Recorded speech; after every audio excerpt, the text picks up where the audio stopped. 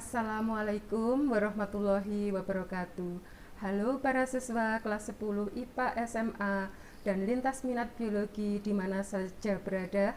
Jumpa lagi dengan saya, Mula Haryati, guru biologi SMA Negeri 3 Lamongan. Pada kesempatan ini kita akan membahas materi Pteridophyta dan peranannya di dalam kehidupan. Mari kita simak pembahasan materi berikut ini. Baiklah, kita mulai pembahasan Pteridophyta atau tumbuhan paku. Profil video pembelajaran mata pelajaran biologi kelas 10 semester genap bab plante atau dunia tumbuhan, subbab Pteridophyta atau tumbuhan paku. Ciri-ciri tumbuhan paku: 1. Kormophyta, artinya sudah bisa dibedakan akar, batang, dan daunnya. Yang kedua, Tracheophyta atau vaskuler, yang artinya mempunyai pembuluh angkut berupa silim dan floem. Yang ketiga, mengalami metagenesis atau pergiliran keturunan. Yang keempat, generasi sporofit lebih dominan dibanding generasi gametofit. Penggolongan daun paku berdasarkan spora yang dihasilkan.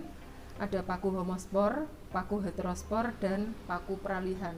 Sedangkan berdasarkan ukuran daunnya ada mikrofil, yaitu daun paku berukuran kecil, dan makrofil, daun paku berukuran besar.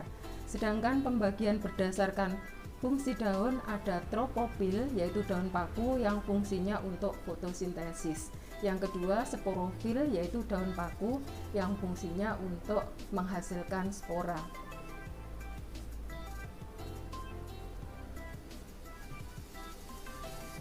Daur hidup tanaman paku diawali dengan spora. Apabila spora ini jatuh di tempat yang basah dan lembab, maka dia akan tumbuh menjadi gametofit. Gametofit ini akan menghasilkan organ kelamin jantan, yaitu antheridium, dan archegonium, organ kelamin betina. Antheridium menghasilkan sperma dan archegonium menghasilkan ovum. Apabila terjadi fertilisasi, maka akan dihasilkan zigot. Zigot akan tumbuh menjadi sporofit, dan sporofit ini akan menghasilkan spora, dan daur akan terulang kembali. Daur hidup dari paku homospora dan heterospora bisa kita lihat dari tayangan berikut ini. Pada paku homospora, spora akan tumbuh menjadi protalium. Di sini kita melihat hanya satu macam spora saja. Bedanya dengan paku heterospora, di sini kita melihat ada dua jenis spora yang dihasilkan, yaitu mikrospora dan megaspora. Mikrospora adalah spora yang berukuran kecil dan megaspora adalah spora yang berukuran besar. Dan tahap berikutnya sama dengan yang tadi. Setelah tumbuh menjadi protalium, maka akan menghasilkan organ kelamin jantan dan organ kelamin betina. Kemudian dihasilkan sperma dan ovum. Terjadi fertilisasi membentuk zigot. Zigot tumbuh menjadi tumbuhan paku.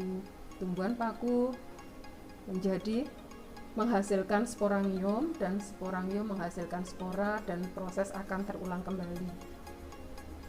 Klasifikasi Pteridophyta ada 4 subdivisi. Yang pertama adalah Psilophyta, yaitu paku purba, dan sebagian besar sudah banyak yang punah. Di sini dicontohkan Psilotum nudum, contohnya adalah pada yang A.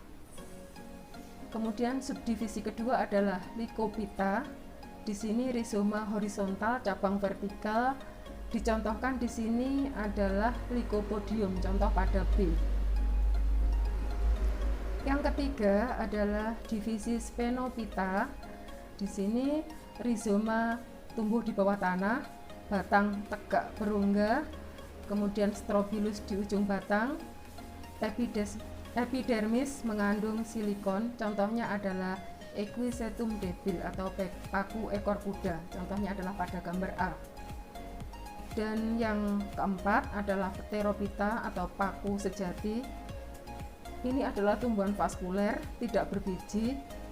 Dicontohkan di sini adalah Adiatum cuneatum, Marsilea crenata, dan Asplenium nidus. Ini dicontohkan pada gambar adalah Adiatum cuneatum.